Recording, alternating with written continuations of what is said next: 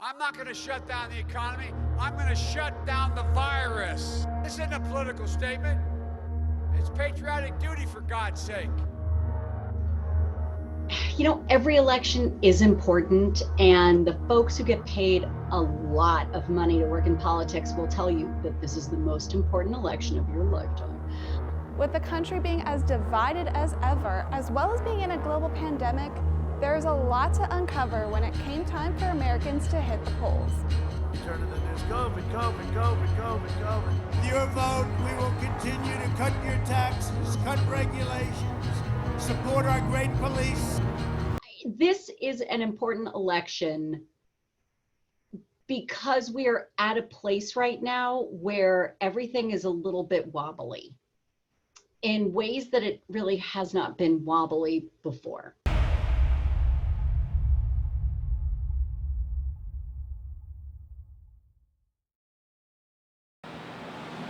Well, this election is so important on so many levels. Typically in an election year, especially when you have somebody that's running for a second term in the White House, it's typically about trying to continue on the first 4 years and continue to try and improve the country, while the challenger really, it's challenging for them because the power of incumbency is so great, especially with the White House. As long as people feel like they are in a better spot than they were 4 years ago, it's really difficult for the challenger to gather any ground. And it was looking like that up until March of this year. And then the pandemic hit and everything kind of flipped on its head.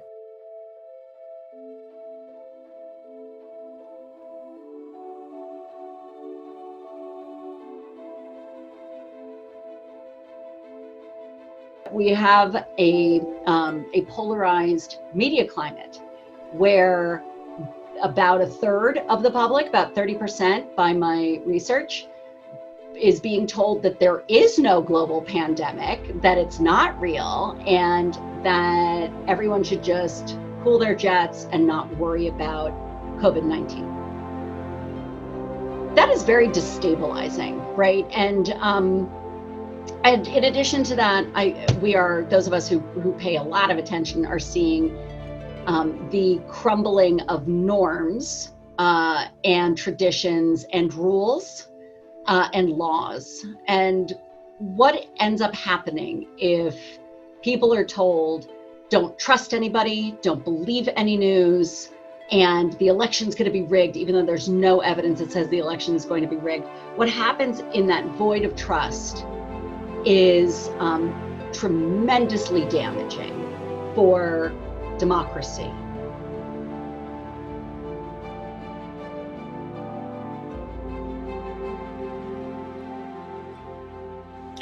Just generally, campaign-wise, obviously we're not too happy about our current options.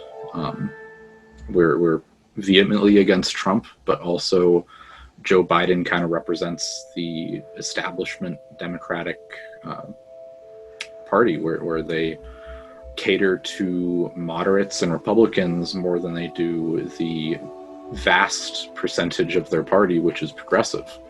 And you can see a sliver of it up there. I have a Bernie for President sign.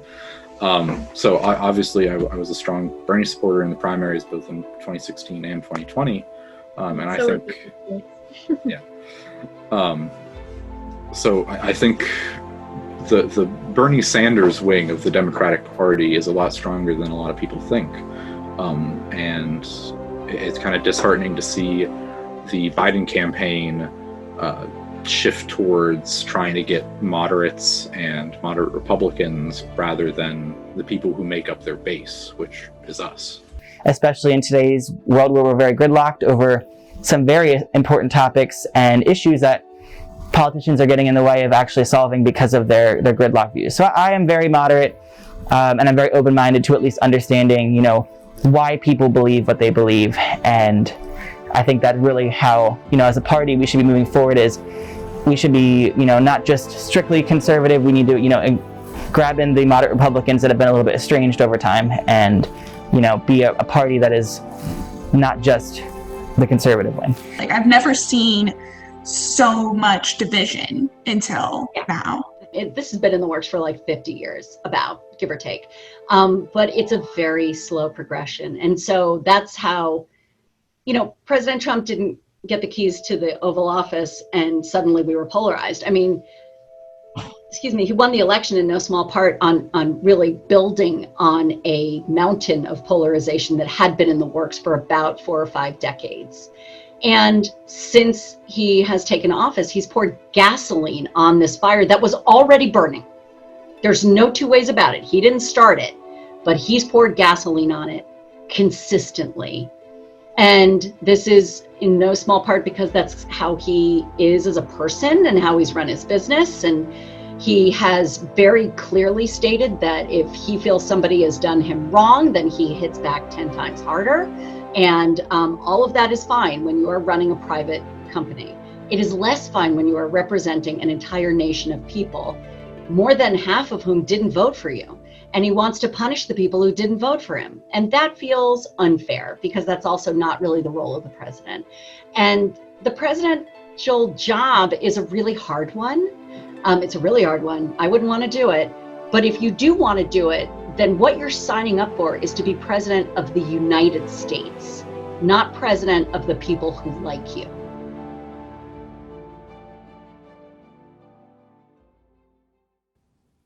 SHIP Votes is a nonpartisan organization filled with students, faculty, and staff helping SHIP students register to vote and get to the polls. Shippensburg University has even been named a voter-friendly campus by Campus Vote Project and NASPA. In the past, SHIP Votes has taken all of their efforts all over campus, including the Cub and home football games. But due to the pandemic, the group has taken most of its efforts online and even added a special campaign dedicated to student athletes. One Ship Votes is an idea sparked by the development of One Ship, an initiative responding to recent events in race and social justice. This is our first year being able to actually vote election. Like, we're all so young and so new to this, and it's important for athletes to be registered because we're student leaders in the community, and it's important to show that we can be leaders by registering to vote and getting other people to follow in our footsteps.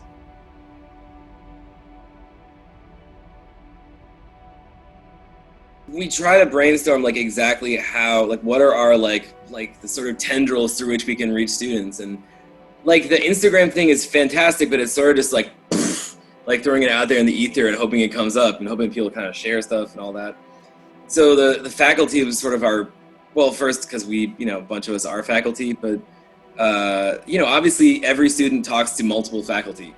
Right, so if they can just get a few kind of nudges. But our idea was that it would be best coming from students. The students are the best influencers of students. So that's where we've been really trying to focus. It's just very difficult in a semester in which so few people are around.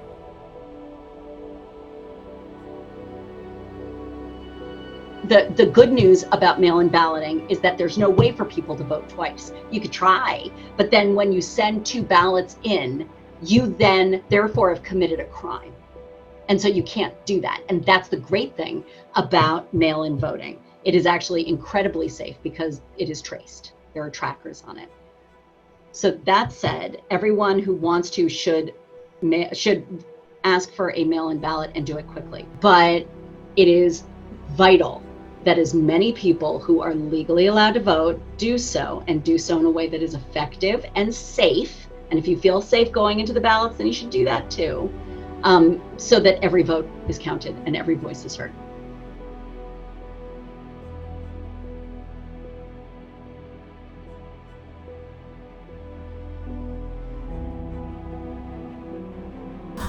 And will you be voting in person or by mail? I voted by mail already, actually. I voted last week, so my ballot is in.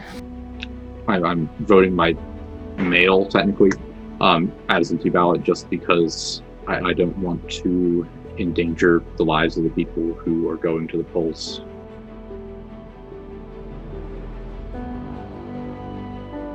I am voting in person, but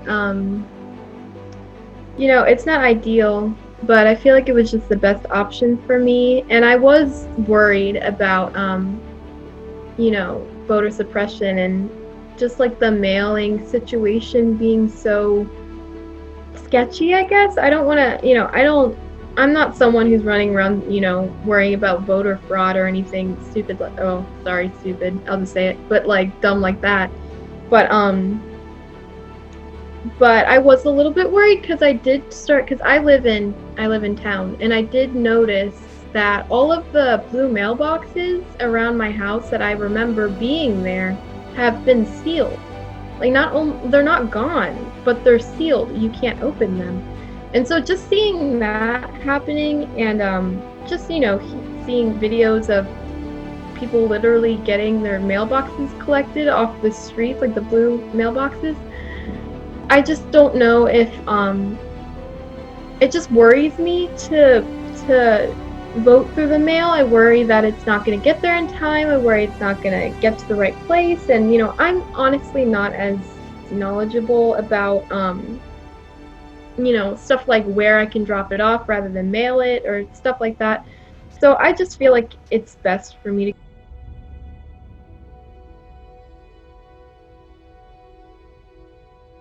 it's really, we don't get to see this very often. We get to see this once every 4 years for the presidency. And every time it comes around, there's always something different compared to the last election. There's always an election to compare it to. And there's always that sense of whatever we're doing right now is going to make history. It doesn't matter which candidate wins.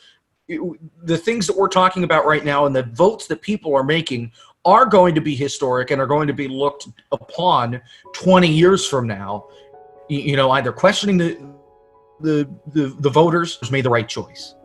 Like, there is so much loss. The people whose weddings were canceled, the people who couldn't go to funerals, the people who couldn't, my daughter can't go to college because they're all online. And so there's loss in all of this. And for him to say, don't let COVID take over your life, well, too late. It already has. We're walking around in masks, and many of us are still quarantining because we have underlying health conditions.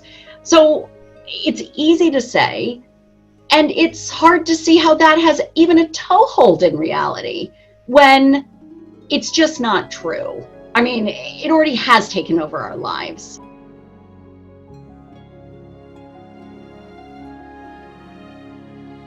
So I'm hoping that whoever, wins will kind of bring both parties together to start solving some of the problems, invest in our infrastructure, help boost our economy, reduce debt spending.